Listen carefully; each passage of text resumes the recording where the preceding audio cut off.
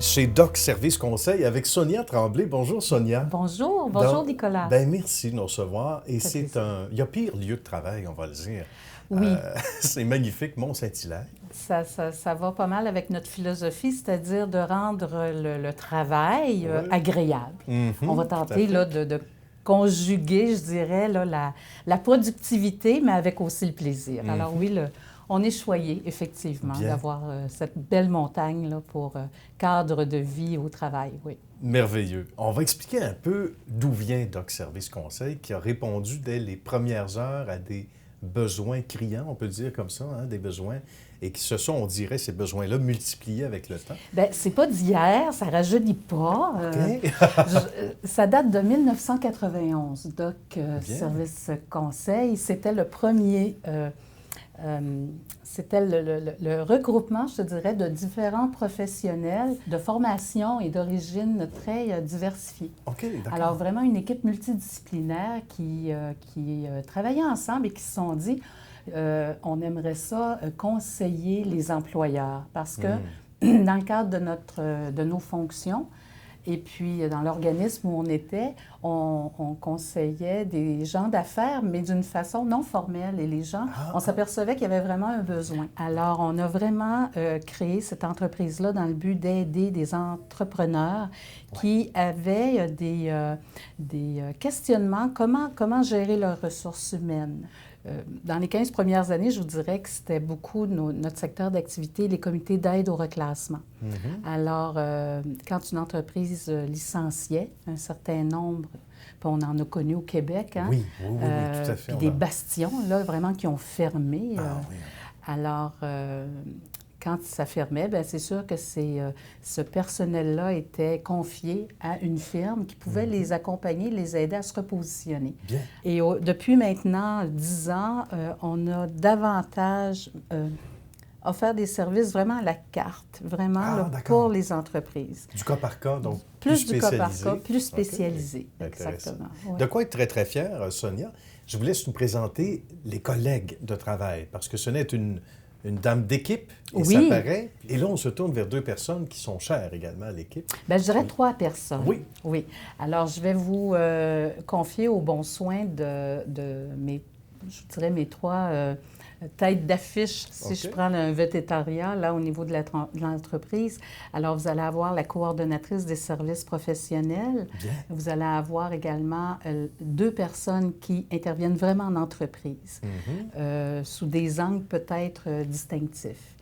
Mais une belle équipe, une équipe de 15 en réalité. Là, j'ai 15 professionnels. Et ce qui nous distingue des autres firmes, j'oserais dire, c'est vraiment la pluridisciplinarité. C'est-à-dire que ici, on a des psychologues, on a des travailleurs sociaux, on a des conseillers en orientation, on a des gens ayant des maîtrises en relations industrielles et des conseillers en ressources humaines, évidemment.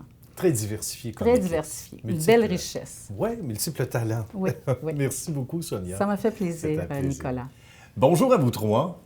Bonjour. Merci de nous recevoir. On va expliquer d'abord à quoi ça ressemble au quotidien ici et pourquoi Eve, entre autres, est un employeur qui vient frapper à la porte et de quelle façon, justement, on arrive à bien se distinguer comme vous le faites depuis le début ici. Bien, d'abord, il faut se le dire que partir en entreprise aujourd'hui, être entrepreneur ou gestionnaire, ça prend du courage. Oui. Donc, déjà, un entrepreneur qui nous appelle parce qu'il a besoin d'aide, on sait que ça demande de la vision, du leadership. Il y a déjà toute notre admiration d'avoir son entreprise. Donc, notre souci, c'est vraiment, on sait que les ressources, c'est important, son temps, son argent. Fait que pour nous, l'écoute, de vraiment bien saisir son besoin puis d'être capable de répondre avec une solution qui est vraiment adaptée à sa réalité, ça, c'est vraiment notre souci.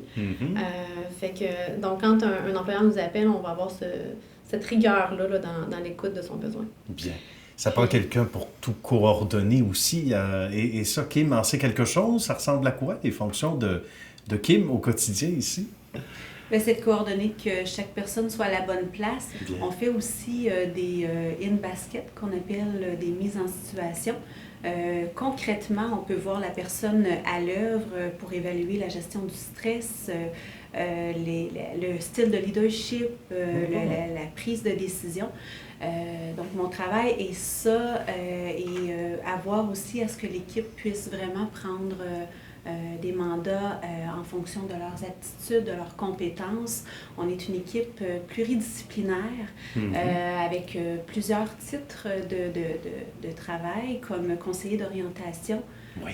On a aussi des psychologues organisationnels, des personnes en ressources humaines qui font en sorte que la diversité des mandats peut être rencontrée par cette belle équipe-là. Bravo. Et parlant de diversité, Doc a acquis, c'est le cas de le dire, sans mauvais jeu de mots, ses lettres de noblesse à travers toutes ces années.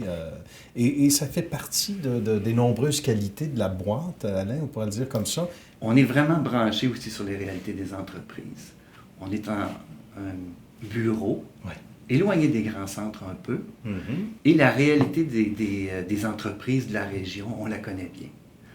On a participé souvent à des activités de formation à l'intérieur des entreprises, puis on connaît les difficultés que ces gens-là rencontrent. Puis je vous dirais qu'ici, mes collègues et moi, on fait vraiment une vigie de ce qui se passe dans le milieu des ressources humaines. Fait qu'on connaît et on sait vraiment quelles sont les dernières tendances du marché. Les entreprises d'aujourd'hui vont rencontrer et vivre des défis différents dans les prochaines années. On parle, par exemple, de pénurie de main-d'œuvre. Ah oui. C'est très important. Ici, en région, vous savez, là, je dis en région, on n'est pas très loin, mais en Montérégie, on parle d'un taux de chômage inférieur à 6 %.